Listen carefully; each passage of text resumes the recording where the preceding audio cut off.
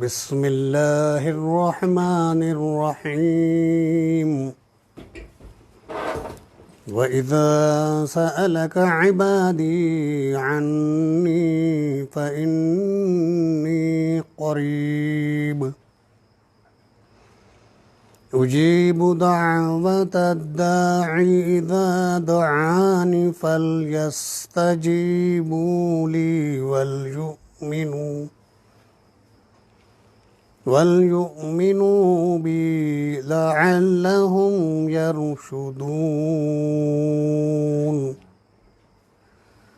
صدق اللہ العظیم۔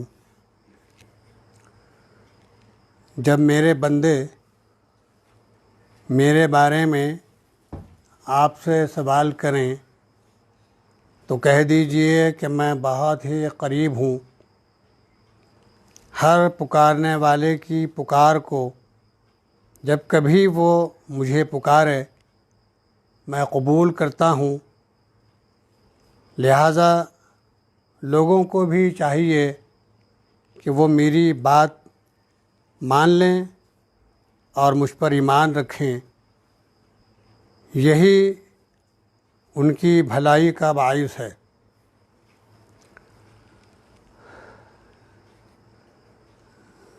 یہ سورہ جس کا ہم مطالعہ کر رہے ہیں، سورہ بقرہ، یہ رکوع جس کی تلاوت ایک آیت کے ذریعے سے ہوئی ہے، اس پورے رکوع میں رمضان سے متعلق عنوانات ہیں: روزہ، قرآن، ذکر اور اعتکاف۔ روزے سے متعلق جتنے مسائل ہیں ان کا ذکر ہے۔ ان کے بیچ میں یہ ایک آیت آ گئی ہے جو تربیتی نقطہ نظر سے بہت زیادہ اہمیت رکھتی ہے۔ اس کے پس منظر میں، شان نزول میں کچھ روایتیں ہم کو ملتی ہیں۔ وہ یہ ہے کہ ایک دیہاتی شخص نے سوال کیا نبی کریم صلی اللہ علیہ وسلم سے، کیا ہمارا رب قریب ہے؟ اگر قریب ہے تو ہم اس سے سرگوشیاں کریں یا وہ دور ہے؟ اور دور ہو تو ہم اونچی اونچی آوازوں میں اسے پکاریں۔ نبی کریم صلی اللہ علیہ وسلم خاموش رہے تو اس پر یہ آیت نازل ہوئی ہے۔ اور ایک روایت میں صحابہ کرام کے اس سوال پر کہ ہمارا رب کہاں ہے، یہ آیت اتری ہے۔ ابن جریر کی یہ روایت ہے۔ حضرت عطا فرماتے ہیں کہ جب آیت ادعونی استجب لکم نازل ہوئی، یعنی مجھے پکارو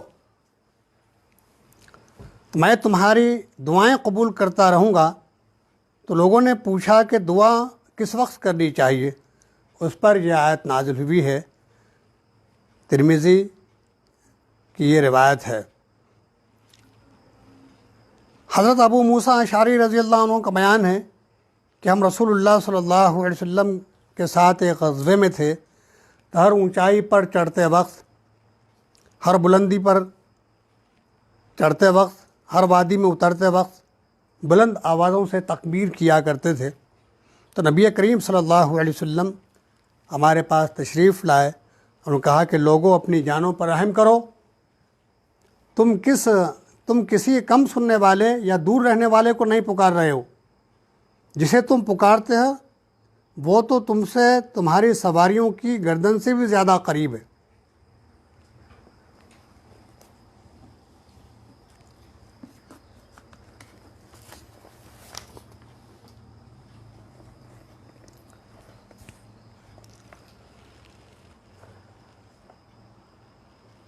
جس خدا سے اتنی قربت ہو اور اس کو پکارنے اور اسے مدد طلب کرنے کی تاکید ہو، تو ہماری ذمہ داری یہ ہے کہ ہم اللہ تعالیٰ سے اپنے تعلق کو مضبوط کریں، اس سے وابستہ ہو جائیں۔ قرآن میں ایک جگہ ہے وَنَحْنُ أَقْرَبُ إِلَيْهِ مِنْ حَبْلِ الْوَرِيدِ، کہ اللہ تعالیٰ شے رخ سے زیادہ قریب ہے. ہوا معکم اینما کنتم، اللہ تمہارے ساتھ ہے جہاں تم ہو. یہ سارے مضامین یا یہ ساری احادیث اس بات کی طرف اشارہ کر رہی ہیں کہ ہم اللہ تعالیٰ سے دعا کریں. اور اس موقع پر بطور خاص تاکید کی جا رہی ہے کہ روزوں کا اہتمام ہو رہا ہے، نمازوں کا اہتمام ہو رہا ہے، تو اس میں خاص طور سے دعاؤں کا بھی اہتمام ہونا چاہیے. اس سلسلے میں کچھ روایتیں ہیں کہ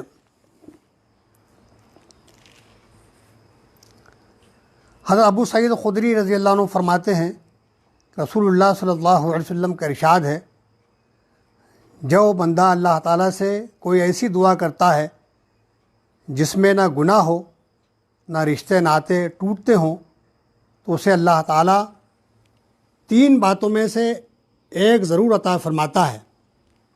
یا تو اس کی دعا اس وقت قبول فرما کر اس کی منہ مانگی مراد پوری کرتا ہے، یا اسے ذخیرہ کر کے چھوڑتا ہے اور آخرت میں عطا فرماتا ہے، یا اس کی وجہ سے کوئی بلا اور مصیبت کو ٹال دیتا ہے.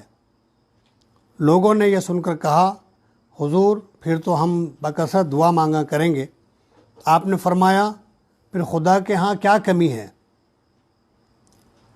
عبادہ بن صامت رضی اللہ عنہ فرماتے ہیں کہ نبی کریم صلی اللہ علیہ وسلم نے فرمایا کہ روئے زمین کا جو مسلمان اللہ عز و جل سے دعا مانگے اسے اللہ تعالیٰ قبول فرماتا ہے.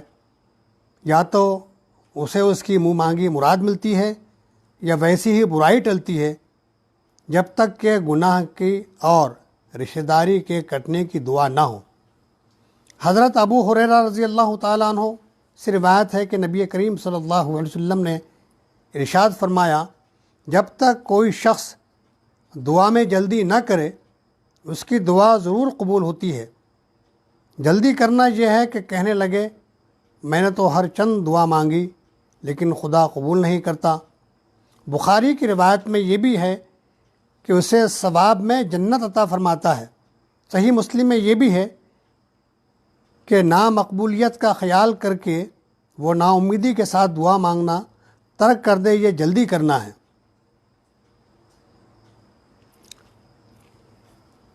ایک حدیث میں ہے، حضور نے اس آیت کی تلاوت کی، پھر فرمایا،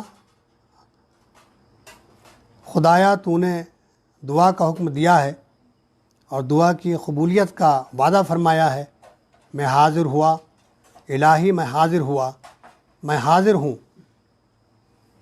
اے لا شریک، میں حاضر ہوں. حمد و نعت اور ملک تیرے ہی لیے ہے، تیرا کوئی شریک نہیں. میری گواہی ہے کہ تو نرالا، یکتا، بے مثل اور ایک ہی ہے. تو پاک ہے، نہ تیرا ہمسر کوئی ہے، نہ تیرے برابر کوئی، نہ تجھ جیسا کوئی.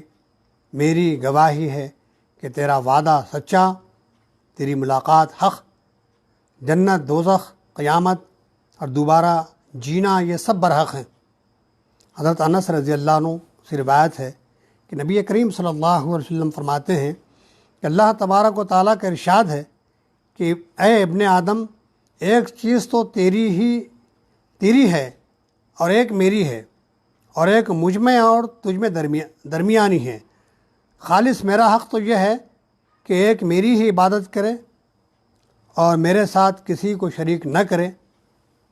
تیرے لیے مخصوص یہ ہے کہ تیرے ہر عمل کا پورا بدلہ میں تجھے ضرور دوں گا، کسی نیکی کو ضائع نہ کروں گا. درمیان کی چیز یہ ہے کہ تو دعا کر، میں قبول کروں. ایک کا کام دعا کرنا، ایک کا کام قبول کرنا. دعا کی اس آیت کو روزوں کے احکام کی آیتوں کے درمیان وارد کرنے کی حکمت یہ ہے کہ روزے ختم ہونے کے بعد لوگوں کی دعا لوگوں کو دعا کی ترغیب ہو، بلکہ ہر روز افطار کے وقت وہ بکثرت دعائیں کریں۔ حضور کا ارشاد ہے کہ روزے دار افطار کے وقت جو دعا کرتا ہے اللہ تعالیٰ اسے قبول فرماتا ہے۔ حضرت عبداللہ ابن عمر رضی اللہ عنہ افطار کے وقت اپنے گھر والوں اور بچوں کو سب کو بلاتے اور دعائیں کرتے۔ ان روایت سے جو چیز ہمارے سامنے آتی ہے وہ یہ ہے کہ کوئی مسئلہ ہو، کوئی پریشانی ہو، کوئی الجھن ہو، ہم اللہ تعالیٰ سے مدد طلب کریں۔ انبیاء کرام کی تاریخ اگر ہم پڑھیں، قرآن کے ذریعے سے مضامین ہمارے سامنے آتے ہیں۔ حضرت ایوب علیہ السلام ایک مصیبت میں مبتلا رہے، روایتیں مختلف ہے۔ ایک روایت میں کہ 18 برس تک انتہائی تکلیف دہ مرض میں مبتلا رہے، تو انہوں نے دعا کی، انی مسنی الضر وانت ارحم الراحمین، سورہ انبیاء میں اس کا ذکر ہے کہ میں ایک تکلیف میں مبتلا ہوں، مجھے ایک تکلیف نے چھوا ہے، مس کیا ہے، اور اے اللہ تو تمام رحم کرنے والوں میں سب سے بڑا رحم کرنے والا ہے۔ حضرت یونس علیہ السلام کے بارے میں بھی ہم کو یہ بات ملتی ہے کہ وہ جب مچھلی کے پیٹ میں پہنچ گئے تو انہوں نے دعا کی، لا الہ الا انت سبحانک انی کنت من الظالمین۔ اللہ تعالیٰ نے ان کو اس پریشانی سے، مصیبت سے نجات دی۔ پچھلے دنوں مختلف علماء کرام کی طرف سے یہ تقاضا ہوا کہ جو حالات اس وقت درپیش ہیں، جس پریشانی میں انسان مبتلا ہیں، جو مصیبت اس وقت پوری عالمی سطح پر چھائی ہوئی ہے، تو بطور خاص یہ دعا ہم اللہ تعالیٰ سے کریں، لا الہ الا انت سبحانک انی کنت من الظالمین۔ اس کا ورد اگر جاری رہے گا یقیناً اللہ تعالیٰ ہماری مشکلات اور پریشانیوں کو دور کرے گا۔ آپ دیکھتے ہیں کہ حضرت آدم علیہ السلام سے ایک بھول ہو گئی، اس کے نتیجے میں اللہ تعالیٰ نے ان کو زمین پہ اتار دیا۔ دونوں میاں بیوی زمین پر آئے تو انہوں نے دعا کی، ربنا ظلمنا انفسنا وان لم تغفر لنا وترحمنا لنکونن من الخاسرین۔ یہ دعا جو ہم مسلمان بھی اپنی نمازوں میں کرتے ہیں، یہ آدم علیہ السلام کی تاریخی دعا ہے جس کو قرآن نے نقل کیا ہے کہ اے اللہ ہم دونوں نے اپنی جانوں پر ظلم کیا ہے، تو اگر ہماری مغفرت نہ کرے، ہمارے حال پہ رحم نہ فرمائے، تو ہم خسارہ اٹھانے والوں میں ہو جائیں گے۔ تو اللہ تعالیٰ نے ان کی مغفرت کر دی اور ان کو خسارے سے بچا لیا۔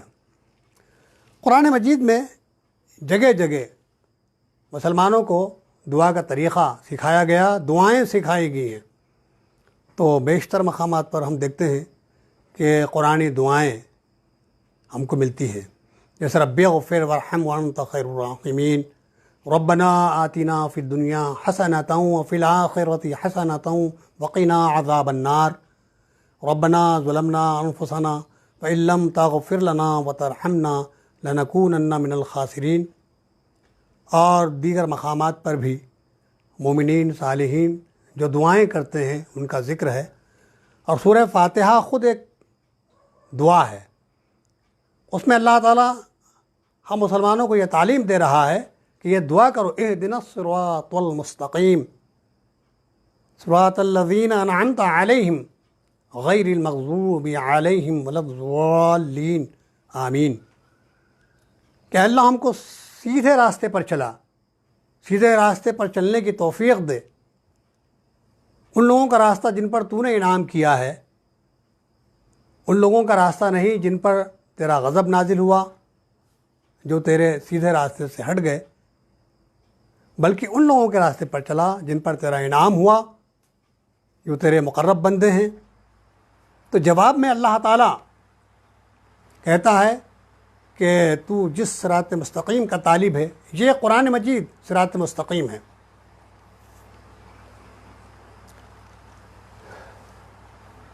ابھی نماز ہم پڑھتے ہیں، نمازوں میں بھی جو کچھ بھی ہم دہراتے ہیں اس میں بھی دعائیہ کلمات ہیں، اور دعا کے بارے میں کہا گیا ہے کہ عبادت کا مغز ہے. یہ بھی کہا گیا دعا خود عبادت ہے، ایک اہم عبادت ہے. جو مضمون اس آیت میں بیان کیا گیا ہے وہ یہ ہے کہ اللہ تعالیٰ بہت قریب ہے، ہماری دعاؤں کو سنتا ہے، ہماری دعاؤں کو قبول کرتا ہے. اس میں کچھ شرط ہے، فَلْيَسْتَجِيبُوا لِي وَلْيُؤْمِنُوا بِي، بس میرے احکام پر عمل کریں. تمہاری زندگی اسلامی زندگی ہو، تم شریعت کے مطابق زندگی بسر کرو. تمہارا اٹھنا بیٹھنا چلنا پھرنا کھانا پینا سونا جاگنا کمانا لینا دینا شادی بیاہ معاملات زندگی سب کچھ شریعت کے مطابق ہو، قرآن کے مطابق ہو، سنت کے مطابق ہو، اور اللہ کی ذات پر، اس کی صفات پر کامل یقین ہو. قرآن مجید کا بڑا حصہ اللہ کی وحدانیت کے مضامین پر مشتمل ہے، اور کہا گیا کہ اللہ پر ایمان لاؤ، اللہ سے ڈرو، اللہ سے محبت کرو، اللہ کی فرما برداری کرو، اللہ کی اطاعت کرو، اللہ کے احکام پر عمل کرو. اللہ پر ایمان لانا، اللہ کے حقوق ادا کرنا، اللہ سے ڈرنا، اللہ سے محبت کرنا، اللہ پر کامل توکل کرنا، اللہ سے امیدیں وابستہ رکھنا. جتنے تفسیریں اویلیبل ہیں آپ دیکھیے، ہر تفسیر میں اس آیت کے تحت دعا کی اہمیت، دعا کی فضیلت اور دعا کی ضرورت پر احادیث کو جمع کیا گیا، اور کہا مومن کا بہترین مؤثر ترین ہتھیار ہے دعا. جو مسئلہ معمولی الجھن ہی کیوں نہ ہو، معمولی پریشانی کیوں نہ ہو، ہم اللہ تعالیٰ کے سامنے رکھیں، اللہ سے دعا کریں، اللہ سے مانگیں. اللہ قدم قدم پر ہماری مدد کرتا ہے، ہماری رہنمائی کرتا ہے. پھر دیکھیے کہ اللہ کی ذات اور صفات پر ہمارا کامل یقین ہو، اس کے حقوق اور اختیارات میں کسی کو ہم شریک نہ ٹھہرائیں، اور دل کی گہرائی کے ساتھ، اخلاص الہیت کے ساتھ، عاجزی انکساری کے ساتھ، آنکھوں کو نم کرتے ہوئے ہم اللہ تعالیٰ سے دعا کریں.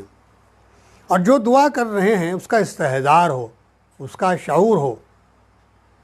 غیر شعوری طور پر دعائیہ کلمات زبان پر ادا ہو گئے، خیر و برکت تو ہو سکتی ہے، ثواب تو ہو سکتا ہے، لیکن دعا کی قبولیت کے لیے بات ہے کہ آدمی جو مانگ رہا ہے اس کا شعور اس کو ہو کہ اللہ سے کیا مانگ رہا ہے.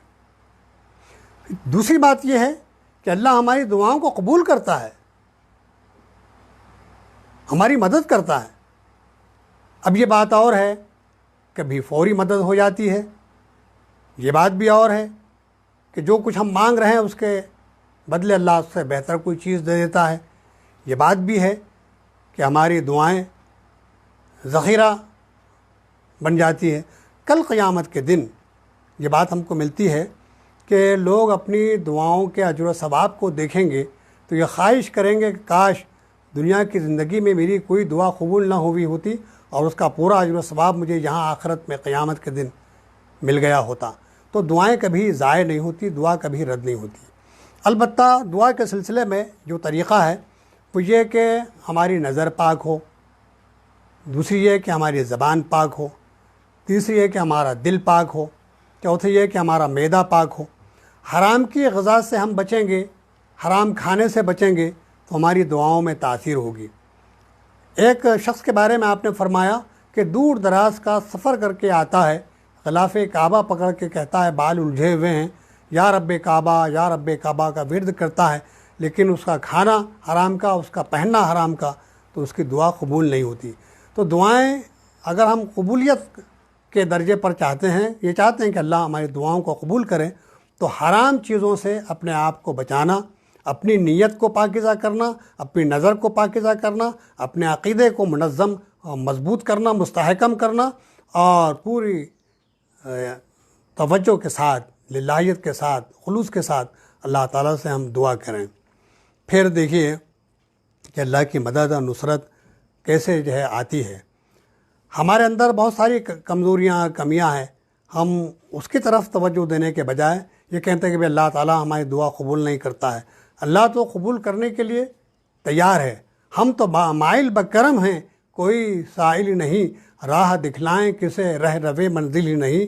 بہرحال یہ بات کہی گئی ہے کہ اگر تم اللہ کے احکام پر عمل کرو گے، قرآن و سنت کے مطابق عمل کرو گے، اللہ کی ذات و صفات پر کامل یقین رکھو گے، اس کے حقوق اور اختیارات میں کسی کو شریک نہیں ٹھہراؤ گے، تو اللہ تعالیٰ تم کو ہدایت، سیدھے راستے کی ہدایت دے گا، سیدھے راستے پر تم کو جما دے گا اور تمہاری دعاؤں کو قبول کرے گا۔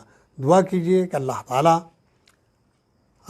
ہم کو اس بات کی توفیق دے کہ جہاں ہم روزے رکھ رہے ہیں دعاؤں کا بھی اہتمام کریں۔ افطار کے وقت بطور خاص دعا کے اہتمام کی تاکید ہے۔ دعا کی قبولیت کے کچھ اوقات ہیں، اس میں ایک افطار کا، مغرب سے پہلے کا وقت ہے، افطار کا وقت ہے، ایک تہجد کا وقت ہے، ایک جمعے کے دن جب امام صاحب خطبہ دینے کے لیے کھڑے ہوتے ہیں یا دو خطبوں کے درمیان جو وقت ہوتا ہے، اللہ تعالیٰ دعاؤں کو قبول کرتا ہے۔ ایک گھڑی لازماً روزانہ ایک لمحہ ایسا ہوتا ہے جس میں اللہ تعالیٰ دعاؤں کو قبول کرتا ہے۔ بڑے خوش نصیب لوگ ہیں وہ جو اس لمحے کو پاتے ہیں اور دعا کرتے ہیں، دعا ان کی قبول ہوتی ہے۔ شرط یہ ہے کہ اپنی شخصیت کو نکھاریں، بنائیں، سنواریں، اپنی اصلاح کریں، تربیت کریں، اپنے آپ کو پاکیزہ بنائیں اور اپنی پوری زندگی کو اسلام کے سانچے میں ڈھال لیں، تو یقیناً ہماری دنیا کی زندگی بھی کامیاب، آخرت میں بھی اللہ تعالیٰ کا قرب حاصل ہوگا، اللہ نجات عطا فرمائے گا، جنت میں داخل کرے گا۔ تو دعاؤں کا ہماری زندگی میں بڑا اہم رول ہوتا ہے۔ ہم اپنے تعلق کو اللہ سے مضبوط کریں، اللہ سے وابستہ ہو جائیں، اللہ سے قربت جو ہے حاصل کرنے کی کوشش کریں، تو اس میں بڑی فضیلت ہے۔ اللہ سے دعا کرتا ہوں کہ اللہ تعالیٰ ہمیں اپنے ایمان کو بنانے، سنوارنے، اپنے عقیدے کو مضبوط کرنے اور اپنے کیریکٹر کو بنانے سنوارنے کی اللہ توفیق دے، ہدایت دے، موقع دے، طاقت دے۔ وآخر دعوانا ان الحمد للہ رب العالمین۔